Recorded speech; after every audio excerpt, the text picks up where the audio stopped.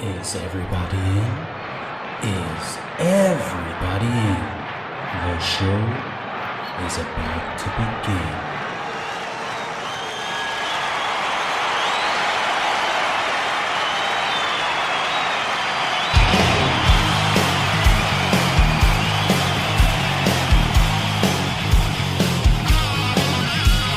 Welcome to the podcast, concerts that made us, interviews and stories, tales from the bus. We love taking you back to when it all went down, the greatest live shows and that cheering crowd sound. It's concerts that made us, concertsthatmadeus.com.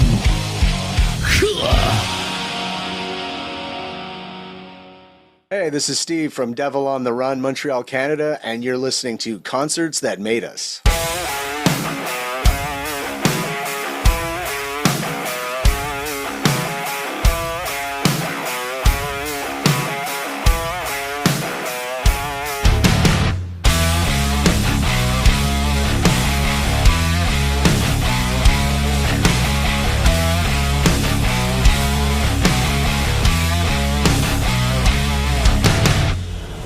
Time after time when I started to shine, you were there to put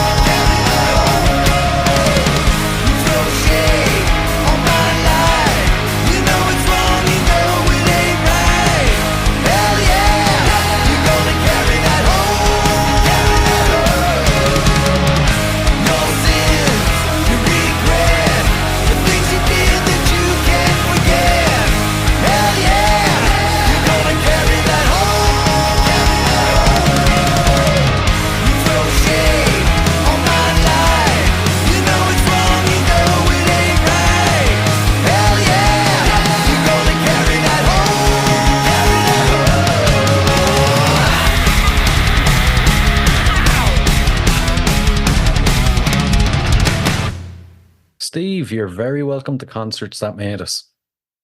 Thank you for having me, Brian. It's a pleasure to be here. It's great to have you now. I'm genuinely looking forward to diving into your music. Now, first off, Devil on the Run. You guys really rock. I mean, your last release is a perfect example of it. Carry that home. Take us a bit deeper into the song. Yeah, well, thank you very much first for the kind words. Yeah, we were really proud of it. It just, it's one of those things like my partner in crime, Johan Boudreau, who's like the lead guitar player and also sort of producer, recording engineer, and all of that. He sends me riffs, and I'm also a guitar player as well. I play rhythm, and I'll sift through stuff and see what kind of excites me. And I think for this one, it was actually the chorus that came together, and it's funny, like it's sort of going back to that famous McCartney story where what was it, like "Let It Be" or something, was like scrambled eggs or something like this, or Something like that, yeah. one of his songs, like he had just like some ridiculous, because it was the melody that he had, and it was the same with me. Like I had the melody, and I had completely sort of different lyrics, and it was sort of in the same inspiration, but it wasn't really elegant, and it was just sort of, it felt very sort of rough and thrown together. So I kind of shaped it a bit, and I like the vibe of sort of the without preaching, it's like, what you're going to do in this world at the end when your time here is done, whatever you've done here, you're carrying that home, whether it's good, whether it's bad. So, in the end, try and be good, unless you don't really care. But for me, it's like, I find the world is a tough place as it is. And beating each other up just makes it all that much harder, So there's a lot of division in the world today. I'm not going to get political, but without getting all zen and hippie, it's just, I'd rather be in a very positive situation than a negative one. Yeah, wouldn't we all? Wouldn't we all? Yeah. So that's where the song kind of came from. Yeah.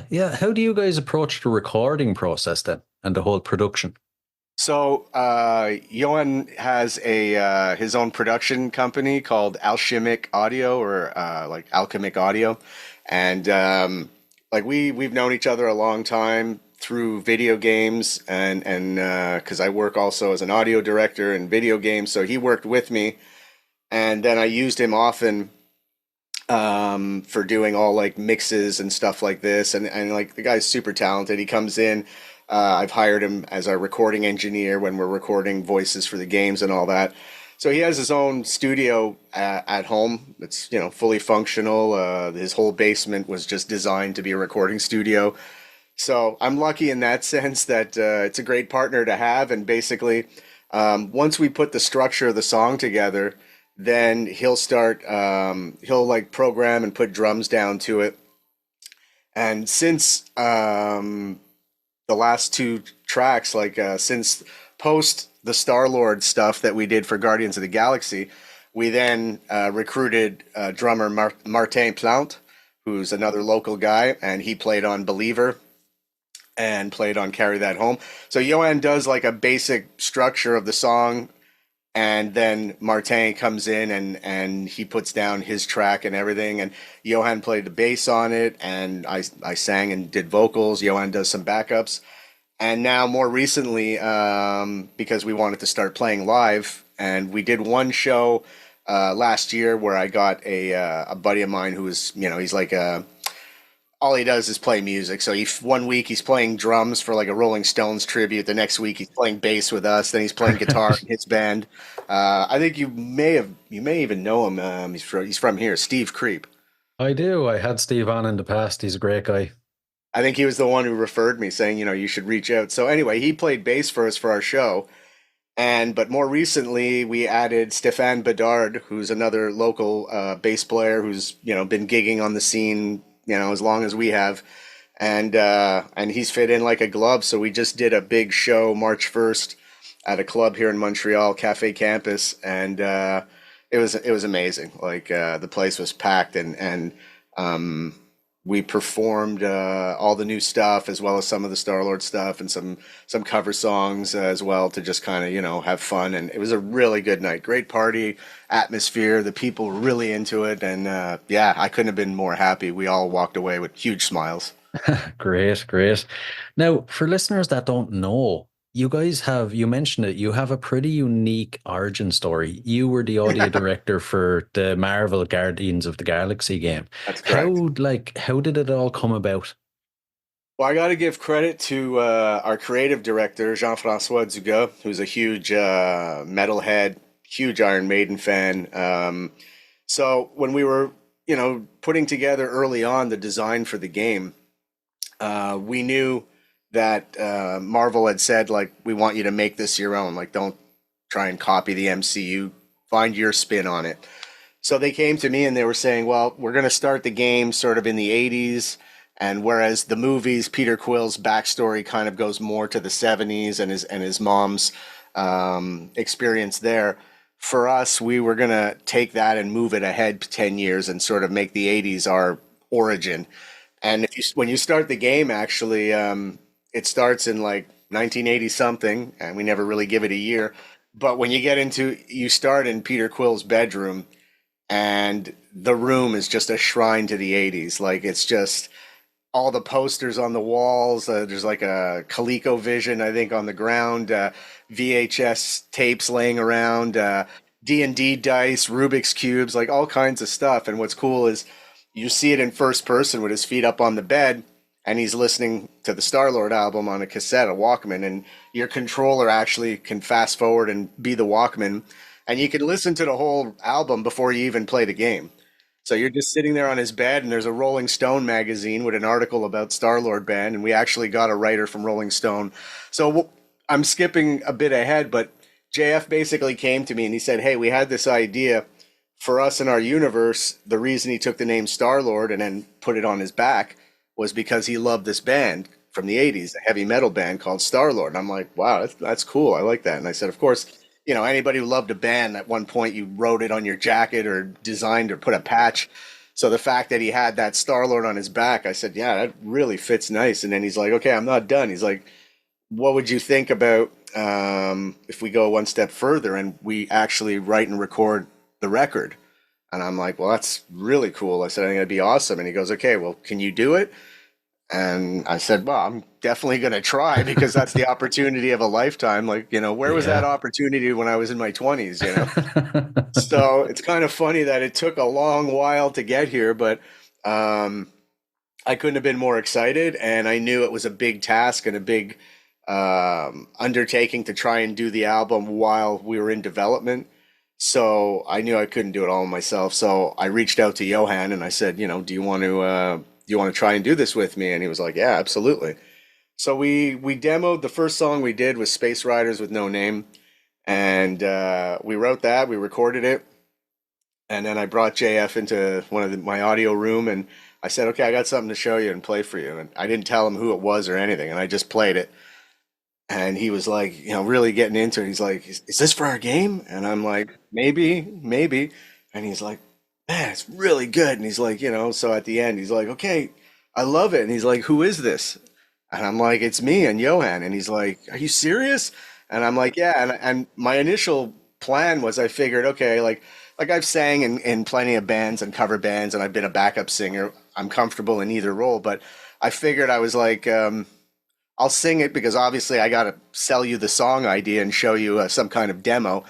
But I was pretty much expecting him to say, like, okay, so are we going to get a real singer, or, and I was going to go out and, grab somebody I knew from the scene or whatever.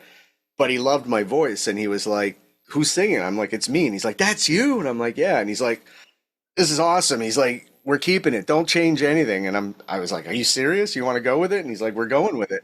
So like I said, I couldn't have been happier. And then the real work started, and we started writing and recording, and every few months or so, Johan would send me some riffs, and I would sift through it. I'd be like, okay, I think we could do something with this. And then I would just write lyrics that were, to be fair, I sat with JF early on, and we kind of made a list of sort of what's the theme of the record. Like, obviously, the fact that we're making a Marvel game and all that, I'm not going to be writing Wild Side by Motley Crue with strippers and, people getting Yeah. killed and stuff. So I was like, let's get a box. That's the sandbox we're going to play in. And so, yeah, from that point on, once him and I had established the parameters of the sandbox, I started writing. And every time we would have an idea, we would record it and I would send it to him and he'd be like, man, I love it. And then he'd send it to Marvel for approval and they're like, yeah, we love it. And believe it or not, like we didn't get one idea refused. It was like 10 for 10. Oh man. Yeah, Crazy, crazy. it was pretty shocking. Devil on the Run then, is it like a continuation of that or are you starting fresh or It's fresh. I mean, Marvel owns the Star-Lord, obviously the moniker, and owns the rights to all that. So, in no way are we going out or do we want to go out and perform as Star-Lord band. Like they own all of that.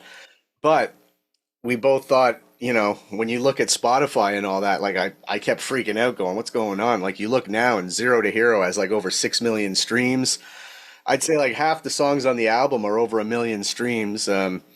So I was like, well, people obviously seem to like it. So, why don't we keep writing and putting stuff out and see what happens? So he was like, yeah. So we came up, I threw out the name Devil on the Run and he was like, yeah, works for me. And then he sent me the first idea, which became Believer. And that was sort of our first post single. And we did a video for that. And then when we came with Carry That Home, like I said, it was a bit busy and we couldn't really get the time to get the video together, which we may or still not do. We're not sure, but I think right now we're looking at just getting more music out there as quick as we can and sort of keep building momentum and and just see where it goes. I mean, we're having fun. I mean, I love writing and recording music, and the fact that people are into it just blows my mind and makes me go, all right, well, let's keep having fun with this. yeah, yeah. Do you actually get the recognition then, because it's music for a video game.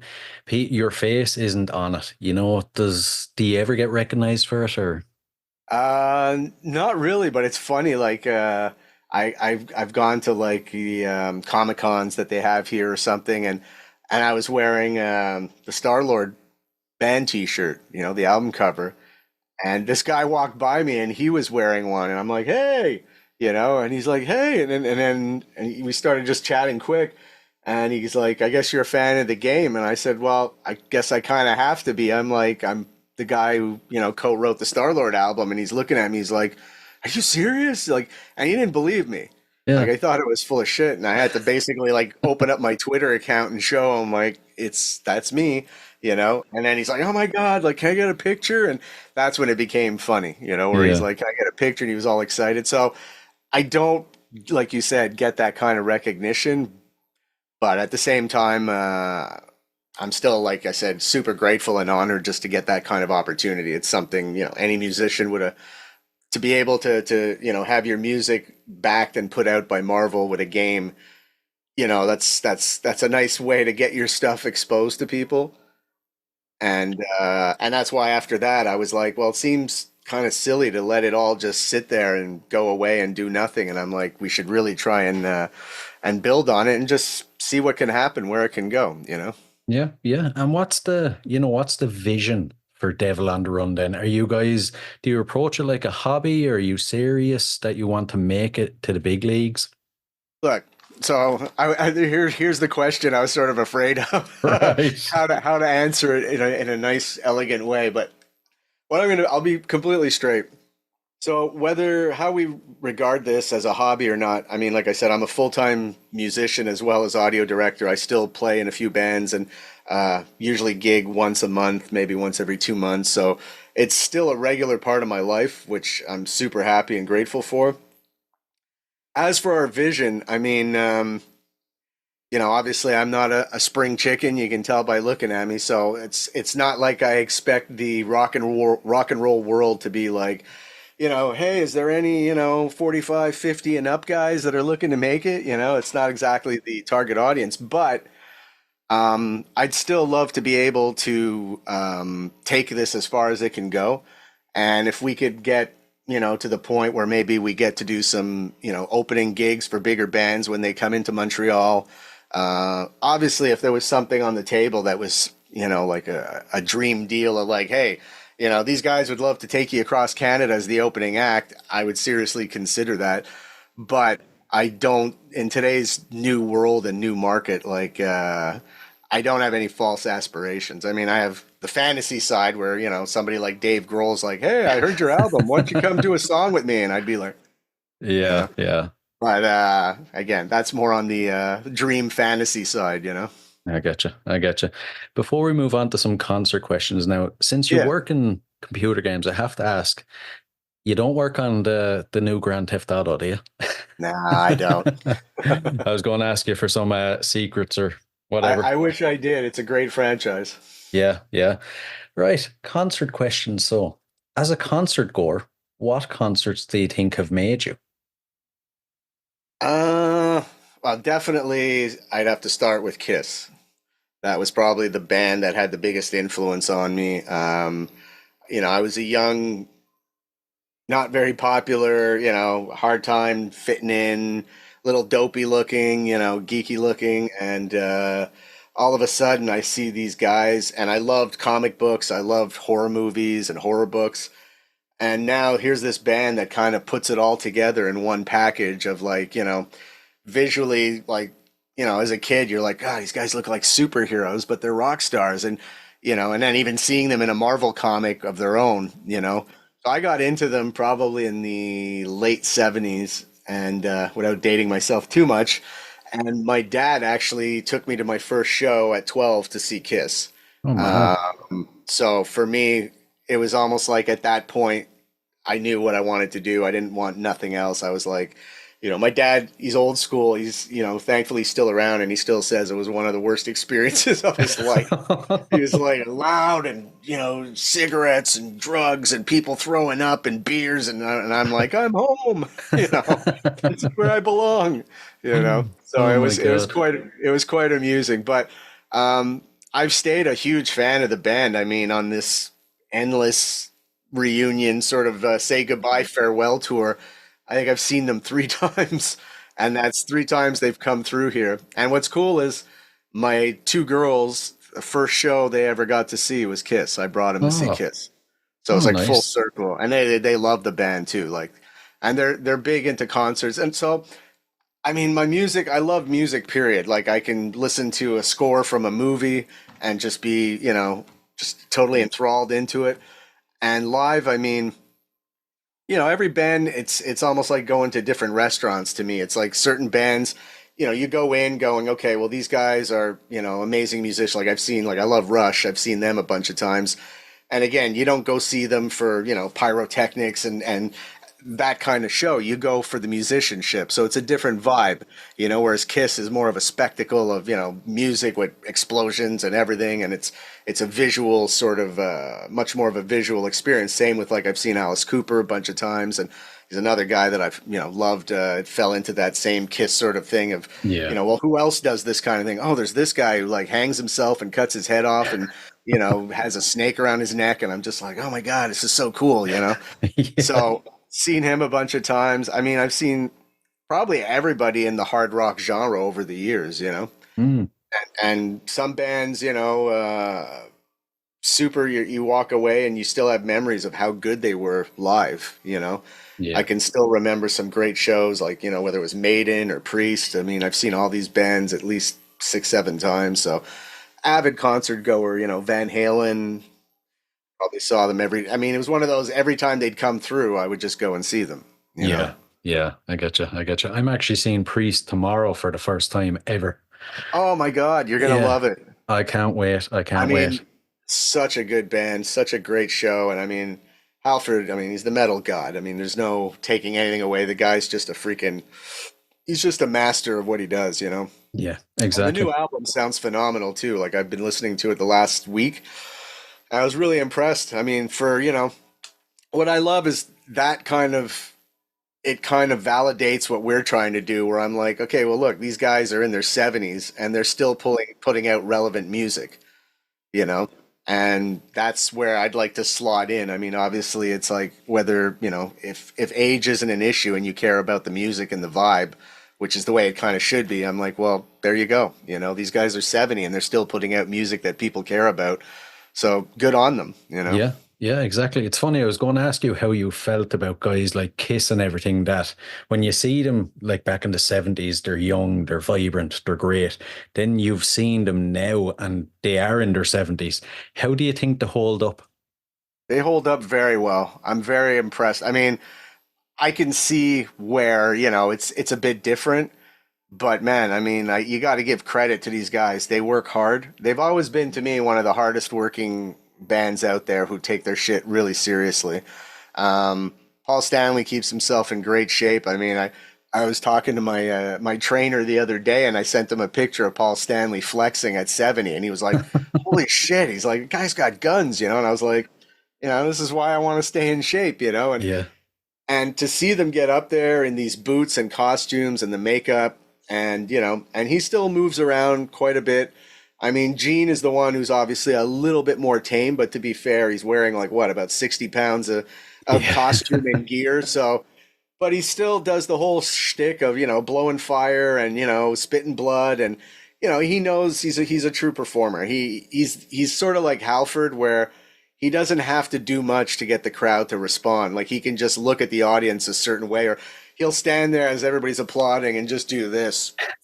Yeah. And look at it, and the crowd just raises it another 3 levels. And that's, they're icons. They're at that level where they can do that. So I was impressed. I mean, I know what a lot of the older bands today, people are getting tagged with, are they lip syncing and that? I don't think they are. I think what they're doing, and again, whether it's right or wrong, I'll let somebody else decide. I mean, it's not for me to judge, and I pay money to go see the show and I'm happy. And I know people are like, "Oh, it's not live, it's bullshit." It's like, look, man, at that age, like some nights, some songs, you may not be able to deliver it. And I'm pretty sure what they've done is they've recorded the stuff, obviously, in the studio when they were in good shape and rested off tour. And they have that as a backup. And if that night he can't pull off that song, well, then, the guy's mixing him down and the backup up. But I can tell you, like, it's not, there's no way that whole show is faked. Like, I mean, I've been there, and, there's certain songs, obviously the ones that are maybe a bit higher in the register that, he has a problem with.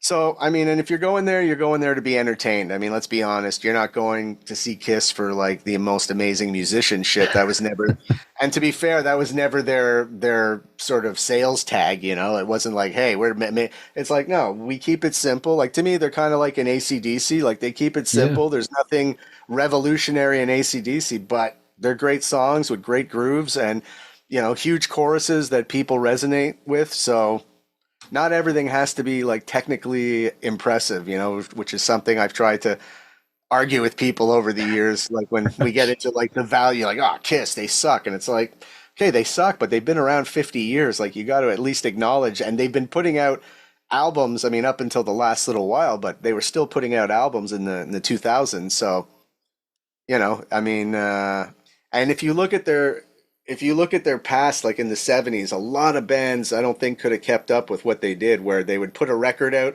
tour, back in the studio, like a record came out every year. Yeah, yeah. I mean, that's impressive, but it's what burnt them out and basically got the other two guys to leave at one point. You can only do that for so long, right? Yeah, exactly. And, the local scene then, for a band like yourselves trying to break in, what's the local scene like in Canada? Here in Montreal, it's okay. It's not obviously it's not bad, but it's not as great as it was back in the day. I mean, I think that's just live music in general. But there's more and more acts that come through and play the smaller clubs, which is really nice. Like I saw Wolfgang Van Halen at a small club back in November. You get some good acts, and I mean, for us, the club we played, we actually rented the club out. It's almost like a pay to play where you rent it out, and then you charge what you want, and but great stage. I mean, I'll send you some photos and even some video if you want, but the stage was amazing. Big moving lights. Like, I mean, we look like rock stars up there just because the venue is such a great venue. So it's not like there's tons of those places. And obviously, we all have day jobs, so it's not like we're looking to go out and play all these rural areas and all that. So we like to sort of go, okay, well, when we're going to play, we really want to make it work and make it an event. And it kind of works because, if you're playing all the time, well, then, people will just kind of, yeah, I've seen them and I'll see them next time or whatever. But when it's a little more sparse, you make it and build it up as more of an event. It's like, okay, we don't want to miss it because, like they might not be playing for another 3-4 months or something. So that it went really well. Like I said, the last one, and I'm sure we're going to be looking at doing another one in the next 6 months. But we wanted right now just write some more songs and get some more songs out there. I like it. I like it.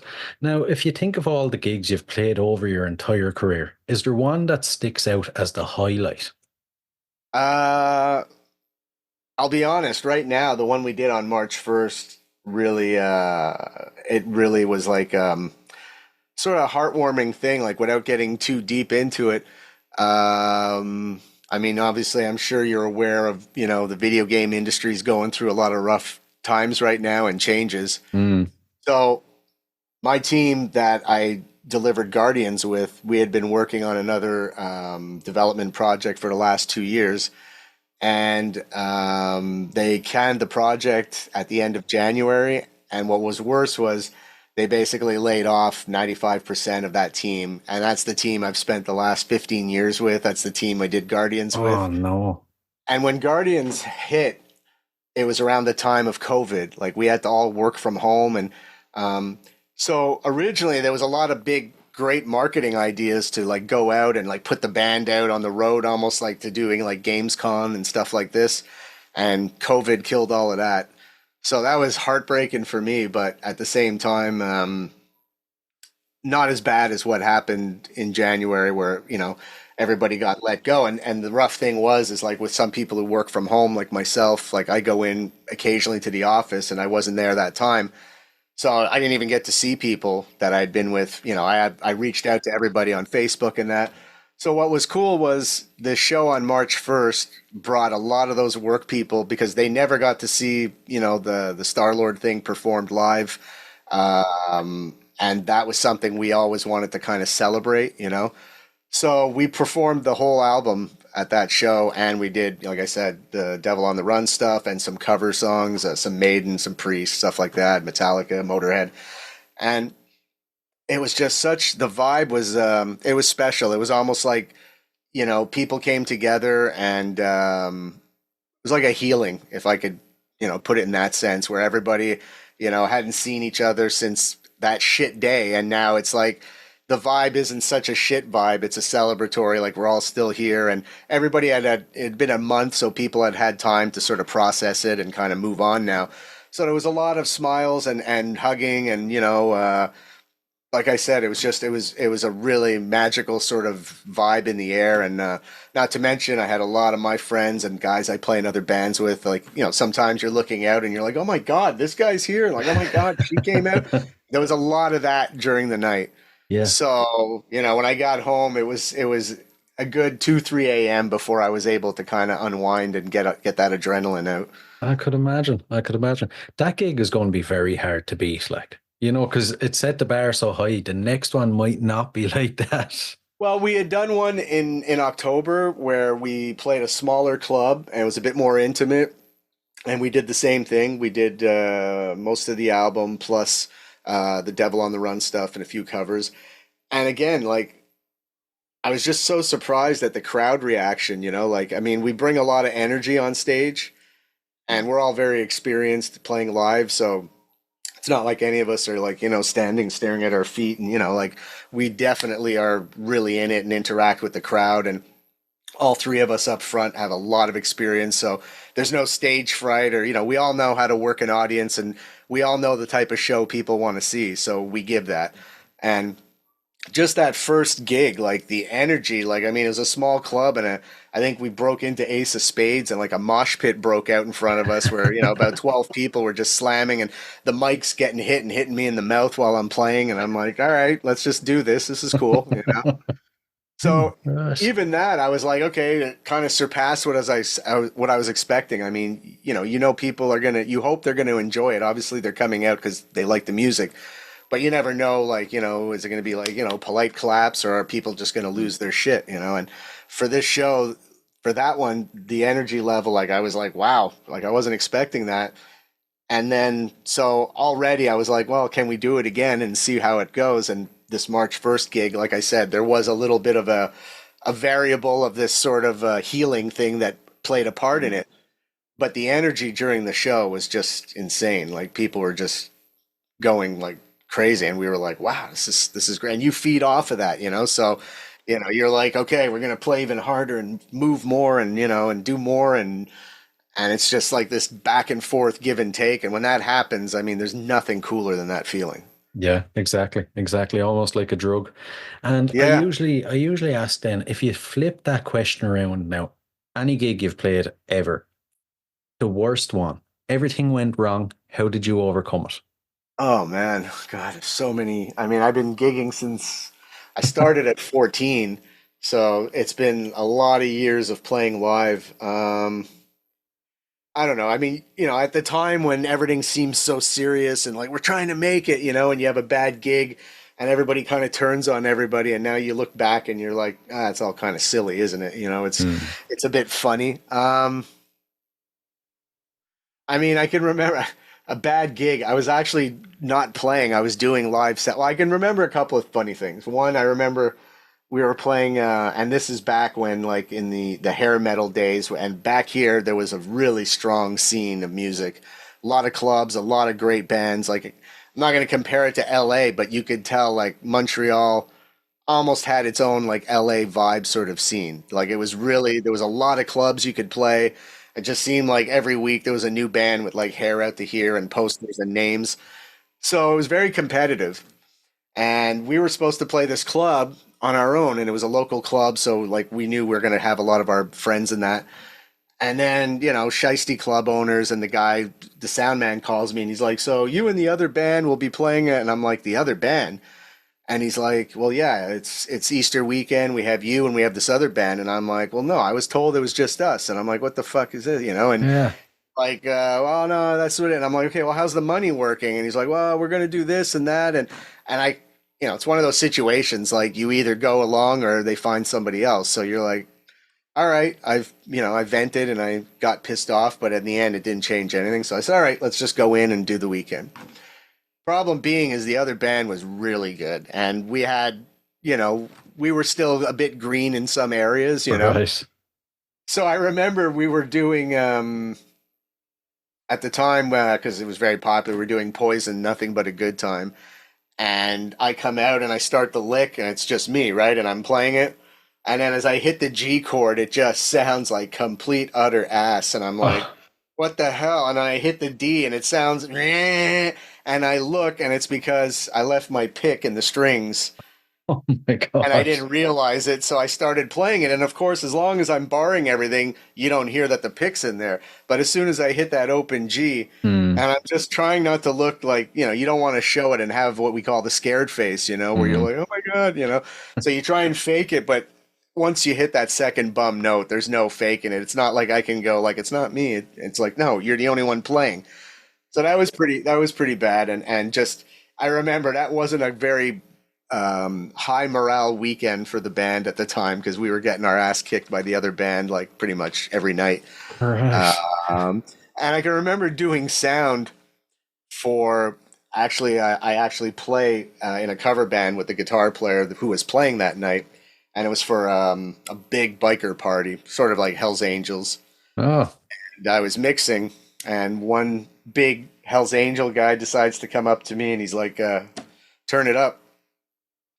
And I'm like, okay. And I kind of just fake a bit turning it up, because I'm like, at some point the system's not going to take it. And he's like, no, I fucking told you to turn it up all the way up. And I'm like, oh, fuck.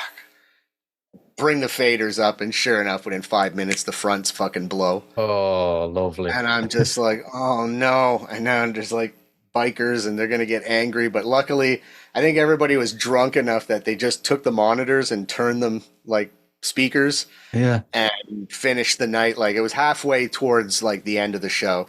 So we finished the last few songs, but I was just like, I'm just getting out of here and I'm never working this gig again. I was like, I'm not coming here to get threatened, and possibly get shot. So I was like, Yeah. I'm done, you Oh know. man, I wouldn't blame you. Oh, we had a really fun one. One of the best that I'll always remember. That same cover band that where we were getting our butt kicked. We got this amazing, like when you have an agent, you never know what you're going to get. Hey, the guy's like, we got a great room for you, and you get there, and it's like, things are dripping on your head while you're playing, Yeah. and you're like, oh my God, and there's asbestos on the walls, and you're like, okay, great. But this one, it was on the road, so it was about a 6-7 hour drive from here for a weekend, but we got paid like at the time it was a lot of money. It was like $1,000 for 2 nights, but we were only playing for half an hour each night. We were like the opening act, and again, it was for a biker festival, and these guys treated us like gold. I mean, it was like VIP treatment, like we'd be in our sort of hotel lounge area, and there'd be a guy at the door standing like security. And then he'd walk Right. in at some point and he's like, you boys need anything? And we're like, oh, some beer would be cool. Guy'd leave and he'd come back, put a 2-4 in the room, and then walk back at the door. And all weekend, like we'd play for our half an hour, and then it was like they were just wheeling kegs backstage for the bands, and we were just, yeah, let's go. So, it was like we got paid to basically play half an hour and then just party for the whole weekend. So that was like those gigs were very rare, but you remember them when you got them because it was a weekend of just insane fun. Yeah, I was just going Like, to say, if more gigs were like that, it'd be perfect. oh man, like I said, it was one of those, everything like the partying, the people we met, like the laughing, it was nonstop, it's Yeah, just pure out fun. So those, like you said, they're kind of rare, unfortunately. It's usually the other ones that I was referring to where, yeah, some kind of radioactive fluid dripping from the ceiling onto your heads and scalding you, so, yeah. but it was Unfortunately, good. Yeah. Do you play? Because you sound like you've done some of these gigs. years ago, I haven't done Okay. it in years. Now I just kind of sit in the room and mess around on guitar, drums myself. That's You all know, right. yeah. I keep saying at some stage I must get back to it, but I'd imagine I'll be like in my 50s or 60s by the time I get time to do it. You Hey, know, why not? I mean, well, you got kids, just start training them, and there's your jam band. I've thought of it already. I got my two daughters are both like my eldest now. She's 17, and she plays in a band and gets to perform once in a while, like at obviously not bars, but like we have a big festival here in the summer, Rib Fest, where it's like for 3 days. Like there's all these companies from the States that come and just cook ribs outdoors, and they have a huge stage out, and it's all local bands and everything for like 2-3 days. So they got to play on the bill last year. So it was really cool. Like I was like, hey, you're on the same bill as your dad. How So did that she was feel great about to see. that? Oh, she thought it was great. I mean, she loved it. And I mean, they do like hard rock stuff. And so I was just like, man, this is so cool. Like seeing my kid up on stage. And so now I'm working on getting the younger one. She's 13. And I'm like, all right, we got to get you on drums. We got a drum kit here. So I'm actually looking at my cover band drummer who's going to start coming over and giving her some lessons because I can tell she's good. She's got the groove for it, but just needs the teaching now. Hmm.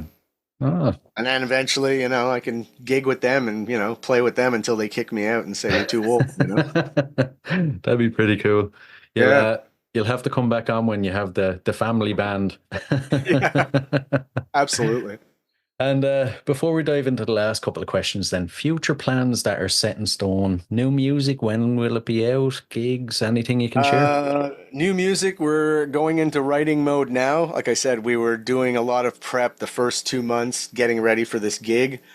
We literally didn't have the bass player up until December. So, Steve's got his own great project going on.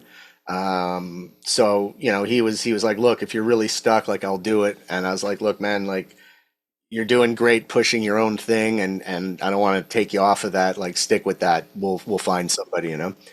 And the drummer plays in a Megadeth tribute band here locally. Right. So he's like, well, the bass player, and we were like, hey, if he's a nice guy and, obviously if he's playing Megadeth, he's good. So we were like, as long as he's a cool dude, like let's meet him and let's see if he's interested. and he heard Believer and what we were doing, and then listened to the Starlight, and he's like, man, yeah, I could get into this. So, it's funny, like in the younger days, finding players, even though the scene seemed so much bigger, was really tough. Like if you're looking for a bass player, it was like, well, it's like looking for a unicorn, like it just seemed so hard to find the right guy. Hmm. And here we interview, like meet one guy and we're like, all right, well, you're in, and he's like, all right, great, And I came home and I said to my wife, I was like, that was like so easy. I said, just, great vibe and it clicked. So right now I think we want to focus on trying to get a bit more songs out, a bit more material. So, build off of what we did with Carry That Home and try and get a few more tracks out there in the next few months so that I think when we go out and gig again, probably, I'm thinking probably early summer, we'll have more material and probably a video or something like that we'll do for one of these songs. So that's probably the plan for the moment. Like I said, we all sort of have our side gigs that, we use to pay bills and all that. So obviously that limits the time. Whereas if I was in my 20s and just doing this full time, it would probably move a bit quicker. But again, we're doing it for the fun and for the love of music. And like I said, if it can ever go to any kind of higher level, I think we're all going to be happy. And if it's just putting out music that, the people who've followed us up until now continue to like, then that's fine too, Yeah, true. It's kind of a nice position to be in where, it's not this like, oh my God, like if I don't make it, I'm screwed, which was, I lived that for about 20 years, Yeah. And it's nice to sort of not have that. I find it can actually be more productive where, when you do sit down, you don't feel like there's like five guns at your face, you're like, no, I'm sitting down to enjoy the process and to write and to, not be like, oh my God, I didn't write anything today. I'm screwed, Yeah. So it's a different approach and I enjoy it. And I think we actually work better, with that type of vibe. And as I said, though, like even the pressure when we were writing the Star-Lord stuff, I mean, it's funny, the song that took off the most, Zero to Hero, was the last one that was written for the album. And it was kind of like, my creative director's like, Steve, it's getting a little late. When are you going to be bringing this? Because, they got to do the jacket and the cassette with all the lyrics. So there's other departments down the assembly chain that need to have the time to do their shit. So I was like, okay. And I remember it was during the Christmas break and I'd be going out every night walking my dog and I'd have the song playing, just, the sort of scratch track. And I kept trying to come up with the melody. And I had the chorus and I knew it was a good chorus. I didn't have the lyrics, but I knew I had that, are you ready to go, go, go? And I'm like, that's a great hook. And I want to use that and build around it. And it wasn't until, like I said, like the gun really came up into my face and it was sort of like, we need the song. I was like, okay. And then the floodgates open and I just got that first line of, because I was like, okay, we've covered almost everything up in the album. I'm like, what am I going to write about? And I was like, from the time I was young, I knew this day would come. And I'm like, oh, that's cool. And then I'm like, okay, you can kind of sing about him, but it's not him. Like everything that was written on that album can relate to the game. And yet it wasn't really written specifically with that in mind. Yeah. It was Yeah, I almost getcha. like it was right behind my front consciousness and it was sort of guiding and helping. But at the same time, at that point, I just wanted to bang the song out and be like, okay, and let's get something good. And that's what I said to Johan. I said, okay, we really got to go all out on this one. And that's why we were like, okay, yeah, fast tempo, in your face. And I was like, okay, well, lyrically, what am I going to deliver? And then when I wrote it out, when I gave it to them, they were like, oh my God, this is great. Like you wrote kind of like the story of the character in the game. And I'm like, oh yeah, I did. In my head, I was just sort of like, okay, this is cool. And it all works and it all flows well and it tells a good story. And then I realized I was like, oh, look what you did. And I was like, okay, great. We'll take it. Oh, I like it. I like It'd it. be nice to take credit and be like, yes, I'm brilliant that way. In reality, it's like, you fall out of something and land in something cool and you're like, oh, this works, Yeah, I get you. I get you. Well, you know what? I, for one, can't wait to see what you put out next now with Devil on the Run. I'll be really looking forward to it. Oh, I really appreciate that, man. Like I said, it's it's great to meet people like yourselves who support, unsigned acts and do this type of thing. And we're just happy to, like I said, to have a medium to put stuff out. That's the one nice thing. Again, like everything comes with pros and cons. And back in the '80s, we couldn't be doing this. Like, if you didn't have a record label pushing you, like, or a radio station, like it was just, you just sat there with, I remember going to jam for bands and they're like, oh yeah, we got a CD, and you'd look and the walls would be full of boxes of their CDs that are just sitting there. And I'm like, so you had money to print the CD, like, you're not selling it. It's one thing to have a CD. It's another thing to be able to say, well, we're selling it and it's moving.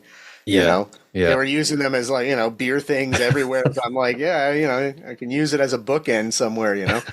So today, what's cool is, bands like, whether it's myself or somebody like my kids starting out or whatever, the technology, like, you don't need to sell your soul to go into a recording studio. The flip side of that is now you have to wade through a lot more, we'll say, crap to find the good stuff, because everybody's able to come in now. Whereas before there was more of a screening process, and that didn't mean that everything that got signed was great, because I could sit here and go on for 20 minutes telling you about how the record people ruined every industry they created. Like whether it was the hair metal genre, and quickly it's like, okay, Bon Jovi broke big and sold Slippery When Wet. Def Leppard broke. We're going to sign everybody that looks and sounds like Bon Jovi and Def Leppard, except this time the singer's a brunette. You don't like the brunette? We got a redhead guy. We got this band is this band. And it's like, yeah, but what about the songs? We'll worry about that later. And then everything becomes diluted to the point of, like, everybody's got a power ballad and everything seems very formula, and it loses what was cool. And how did it get lost? Because they just diluted it chasing money. And the same thing happened with grunge. Then Nirvana broke, and it's like all the hair metal guys couldn't get somebody to spit on them if their head was on fire. And then they did the exact same thing. Okay, we're going to sign everybody that wears flannel and, looks at their feet while they play, and Yeah. or wears the combat boots and this. And listen, I mean, I love, Soundgarden and Alice in Chains and bands like this. I mean, they were phenomenal. But the other side is there was a lot of garbage that came out too, where you were just like, who the hell are these? Like, everybody's singing with their yeah sort of voice, and Yeah. you're like, okay, that's the new formula. And now I compare the industry very much now to, I find, the '50s and '60s, where it was very single oriented. Nobody gave a shit about albums. It's just like, where's your single? Where's your single? Back then, dating myself, we had this cool vinyl thing called the 45. And it was just a small little record and had one song on one side and one on the other. And that's what radio stations would get. And I feel it's gone back to that now, where, artists, record labels don't really care about investing and spending time supporting a band. That was one thing back then too. If you were lucky, they'd be like, all right, we got a 5-year plan. And, by the third album, we want to be profitable. And you're like, okay, well, that seems feasible. Whereas now you get one shot, and if it doesn't do anything, it's like, You're all right, gone. back to McDonald's with you, Yeah. Yeah. It's So, crazy. It's crazy. You'd yeah. wonder what the future holds. Kind of, will it come full circle again, back to albums, back to bands being I'd like to profitable? think that it does, because I feel everything in life is on a wheel and it's Mm. always turning, and it's, and what's old becomes new again at some point. I think it's going to need, some band to basically go big the way, Bon Jovi did, or the way Nirvana did. It's going to take that sort of thing, because that's what happens. And then everybody looks and goes, oh man, like, that's making a lot of money. How do we get a piece of that? That's the sad thing, is it's driven by greed and all that. And it's, when you start mixing creativity and artists and all that with the money and the business side, like, the two don't really, No. you know. So I feel like the artist had a better chance in the back in the '70s and all that, of, like, you had more of the support. Whereas now you don't have that, but you do have the ability to put out something that sounds highly produced on your own. And now in today, like, I mean, I met you through the magic of the internet, and, you can put your music out on the internet, and you can build a website, and you can do a lot of this stuff on your own, where, you can promote yourselves to a pretty good level at some point, where you don't really need, that whole machine to be part of it yet. At some point, if you want to get to a certain level, you do need the machine. but it's easier to kind of get the visibility from the machine if, now you have tools that weren't available to us 20 years ago. Yeah, true, true, yeah. I'd love to see the album thing come back because, I mean, to me, the experience of putting on a record and just sitting on your bed and reading all the liner notes and listening to it and, the pacing of the record. I mean, it's, there was an experience there, and kids don't get that experience. I mean, I know I sound like grandpa here, but it was a cool experience. Like, there was nothing more exciting to me than coming home with that album I just bought that I've been waiting for at the record, like, I don't know, Number of the Beast or Peace of Mind or something like this. Like, I can remember coming home with Power Slave and just putting it on and just sitting on my bed going like, this is unbelievable, and like reading everything. And, I went to see Dune Part 2 this week, and I was explaining to my daughter, I was like, well, I read the book, and I said, and you want to know how I read it? And she's like, how? And I said, because on Peace of Mind, Iron Maiden wrote a song to tame a land. And I said, it was originally supposed to be called Dune, but the writer Frank Hebert or whatever his name is, the guy who wrote Dune, he wouldn't give them the rights to call it Dune. So they called it To Tame the Land, but the whole song is about, the Fremen and Yeah. the stories and everything that happens in Dune is in the song. So I was like, it sounds so cool. Like, I'm going to go to the library and get this book. And I did, and I fell in love with it. So, Oh. there's a lot of cool things that, heavy metal would, educate, and, you'd go and read about the occult and Mr. Crawley. Well, who was Mr. Aleister Crawley? Okay, witchcraft guy, black magic. All right, let's read about that, and there's a lot of cool educational stuff that I found came out of listening to metal. Yeah, yeah, there actually is. It's not all Satan and the beast and stuff like that, you know? No, no, there's a lot of interesting stuff, and, the hard rock community doesn't get enough credit for being well-read and educated people. Yeah, true, true. Right, the last couple, these are a couple of random odd questions, but I'm intrigued to see your answers. First off, what are you currently obsessed with? It can be anything at all. Uh, right now, probably going to the gym. I've been training a lot in the last 2 weeks, so it's kind of become a bit of an obsession where I just go every day and I don't think, because the minute you start thinking, you'll find reasons not to go. And it's almost like this thing where I have almost like a bet with myself, like how many days in a row can I just keep going before I, fall off that wagon. But it's been going good so far. Playing music, obviously, I got shows coming up with a couple of different bands, so I got a bunch of songs I got to start learning and going over. Um, and musically, I'm trying to think what I'm listening to. I mean, I listen to everything.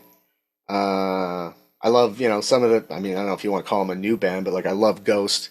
I think phenomenal band. Again, it fits into my wheelhouse of visually very cool. We went as a family, my wife and my two daughters, to go see Ghost when they came for last year in September. My girls like are all gothed out and enjoying, the experience, and they knew all the songs, they know all the material, and I just think, Tobias Forge, I think great writer. Um, Sonically, the albums sound phenomenal, and I even say, to me, there's elements of Queen, there's elements of like, hard rock, and it's very unique. And again, like a lot of bands that dare to go with these visual things, you get a lot of flack where people just, shit on it because it's different, and but if you listen to the music, I mean, I love the tracks. I think they're a phenomenal band, and I'm looking forward. I'm going to be going to see. I'm actually going to see Jason Bonham next month with the Zeppelin Experience. Oh man.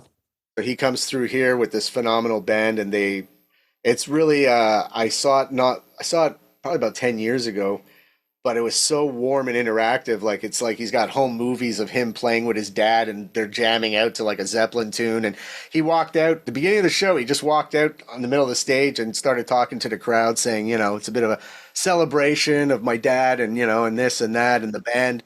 And like I said, home movies playing while the band's going, and it was really cool. Oh man. So I'm going to see that, and I'm going to see actually Heart with Cheap Trick in the summer because Oh again, nice. phenomenal band, and my daughter's a huge fan, so she was like super excited. So yeah, those are the shows I'm looking forward to right now. So I guess I'm excited about, up here in Canada, we get cold weather and winters can be dark and long. This winter, actually, the gods smiled upon us. We didn't get much snow, not that cold, really rare. I mean, I guess I don't know if you chalk it up to global warming, but they pretty much say it was the El Nino that caused it. But we had a great winter. But at by this point, like we're just chomping at the bit for the warm weather in the summers. Yeah, We live yeah, here in the city of extremes. Like the summers are unbelievable. It's like sunny, it's hot, humid. We have music festivals everywhere downtown and in the city, and it really comes alive. And then in the winter, it's like, darkness and snow and yeah. cold. Right. It's not too bad though. You could almost put up with that if you know you're going to get a good summer. Well, that's sort of the trade-off, right? It's like I said, it's a bit of a world of two extremes. You go from the crazy winters to like, okay, man, when summer gets here, and then summer gets here and everybody's outdoors and everybody's on their balconies and, having barbecues and having a pint. And it's just, the city comes to life and then kind of goes to sleep. Yeah, yeah, I gotcha. I gotcha. And the final question, so what album is your go-to album? Ooh, God, there's so many. I got a few. It depends on my mood. I mean, I think on my phone I have at least 30 albums that I'm always sort of some stay and some I move in. Rush Exit Stage Left, definitely one of them. I would say Kiss, probably Kiss Alive one is like that's the album that when I heard it, like just it's funny because I know the story of how they cheated on that album to basically make you feel the impact of what a Kiss concert was like back in '75. And when I heard it, it had that exact effect on me. Like I couldn't believe what I was hearing, and the crowd so loud, and these explosions that are actually 1812 cannons that they dubbed in afterwards. Yeah. What's his name? Eddie Kramer did. So that's definitely in there. I would even say Frampton Comes Alive, another fantastic album. I've seen Peter Frampton a couple of times. Phenomenal guitar player, great songwriter. Depends on my moods. I mean, Steely Dan's another band. I freaking anytime they come on, it's like a nice massage for the brain and ears. Like they're just so smooth, you know. And the heavier stuff, I mean, I love, Rage Against the Machine, stuff like that, Soundgarden, obviously, Metallica, Megadeth. It's really a mood thing, but I would definitely put Kiss and Rush, and probably maybe even Maiden up in the in that bag. Like something from any of those takes me back to being a kid and being in my bedroom and going through all the stuff and freaking out and just being so enthralled with what I was listening to. So I like it. I like it. yeah. Listen, Steve, it's been an absolute blast now. I've really enjoyed it. Thanks a million. Yeah, man, me too. I mean, we could, if we were sitting here now, I'd be like, all right, let's continue and go to the bar, the pub, and get a pint, Yeah, I Continue. was thinking the same myself. Yeah, it would be amazing. But anyway, hopefully one day we'll either get out there and meet in person or you'll be down here. If you ever are, definitely drop me a line. Happy to take Definitely. you out for a pint. And Definitely. when the new stuff comes out for Devil on the Run, I'll definitely email you now that we have each other's contacts and give you a preview of what we're doing before it goes out.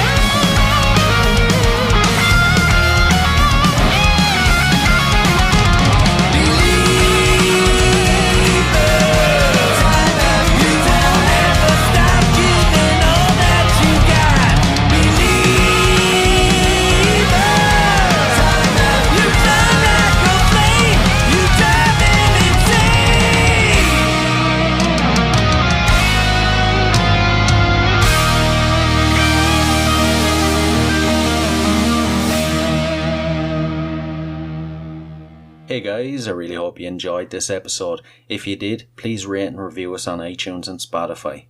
And if you're interested in signing up to Band Builder Academy, use the link in the show notes below and enter the code CONCERTS and you'll receive 10% off. So, until next time, keep rocking.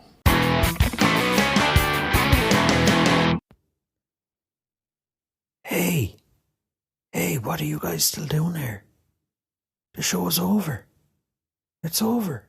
You can go home. Go on. We'll see you next time. We'll be here. Bye.